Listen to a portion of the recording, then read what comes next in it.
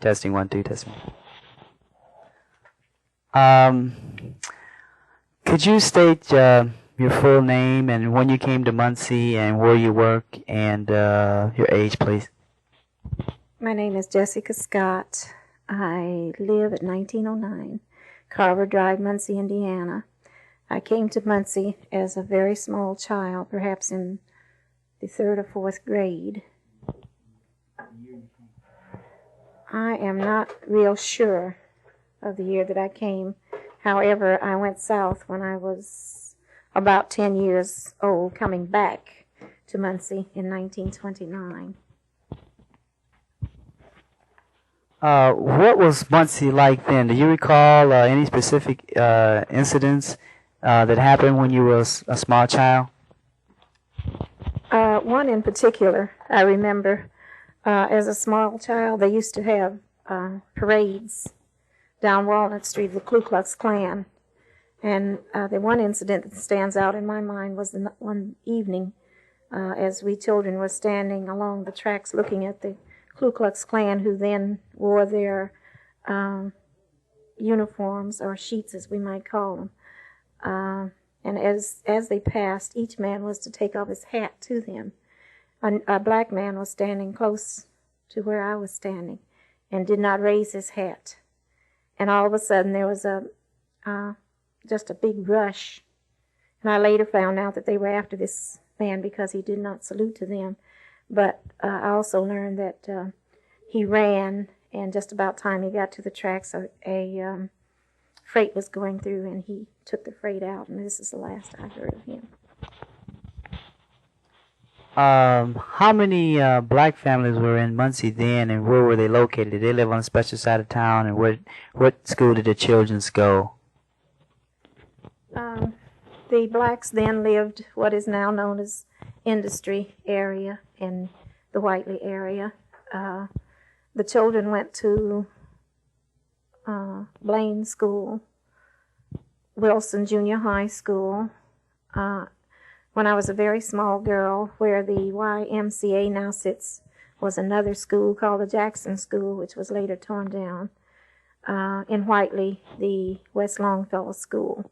And these were the schools that were predominantly black. What kind of work did blacks do, and what kind of social life did they lead? Was it exclusive of all whites, or were they just integrated from 9 to 5, and after that they'd have to do their own thing? The blacks were really on their own. At that time, blacks, the men worked in factories, and later, of course, the women were taken into the factories.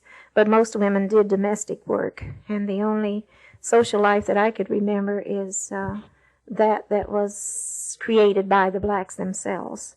The parks, McCullough Park at that time, the younger people congregated there usually on Sunday, but we were segregated. We only used one part of the park and didn't cross the road. There was a white concession which we rarely went to because we knew that it was not for us. If the black concession was closed, why, we did without it. Do you vote regularly, or what party do you normally vote for? Do you vote for the Democrats? Do you vote as your parents vote, or how much influence did they have on your voting? I have to admit that my mother had quite an influence on my voting. She was a Democrat. In later years, I became a precinct committeeman in 20, which is in the Industry area. But since even then, I did not go along with everything that the Democrats did, and even let it be known. And because I did give my sides and was not always in accord with what they did, on one election day when I was rerunning, I found that I was surrounded by people who I thought were my friends, but who the white man had gotten to, and I was ousted from the job. Who were the black prominent families? Did they have any newspaper writers? Did they have any lawyers, doctors, what have you? To my knowledge, Dr. A. Wayne Brooks, when I came back, was a dentist. There was a foot doctor who lived on East 5th Street, a Dr. Turner, who is now deceased. Dr. Brooks is now deceased. Dr. If I'm not mistaken, Dr. Braden was already here. Dr. Smith came in around 1942. There had been a lawyer here for about 2 years, but because of the fact that the blacks did not cater to him as they should, why he found other fields. There was also a colored doctor, Dr. Davis, who was here for many years. What kind of issues did you find most blacks agreeing or disagreeing on, or what direction you think they're going? This is a tough question. Being an older person, I am not real sure. I think that our youngsters, if they are not realizing they should be, or maybe they are realizing that now an education is the most, should be the thing that they are striving for. In many instances, I know that we are not, but an education today is made more available to the blacks than when I came along, and although they're not taking advantage of it, this is what I really think that they should be doing, and this is the direction they should be going. How important is the church in the black movement? What do you consider the church's role today? You know, a lot of blacks, young blacks, are saying that the church is a dead issue. Do you believe this? The church is a dead issue because the youngsters refuse to participate in the church. If the young people would come to the church and take part, they could modernize the church. They should realize that the church of tomorrow is them. And certainly, when they are not there, the older people have to carry on in the best way that they can. What we need is more participation as far as youngsters are concerned in the church.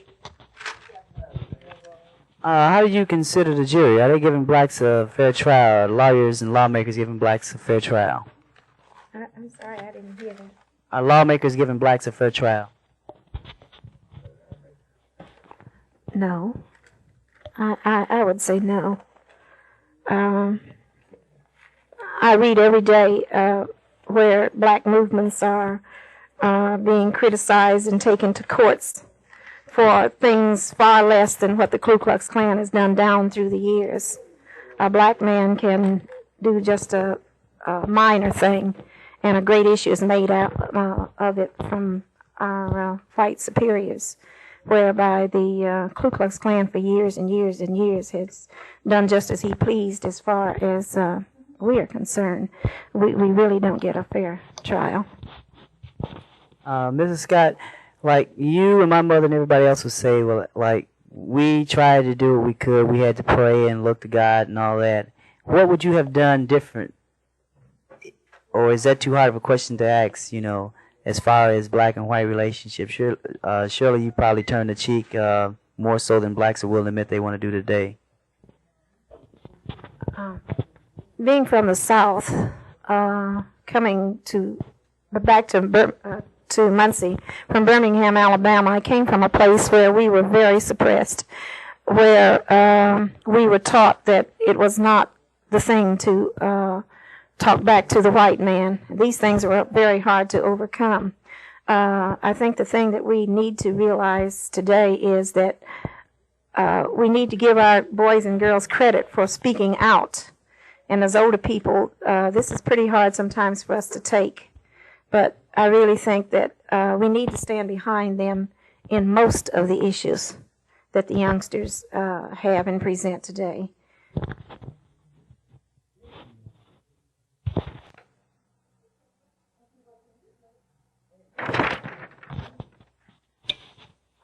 How together do you consider blacks to be in terms of politics? Do you think they can come together and elect a black politician that's going to be of their interest and benefit?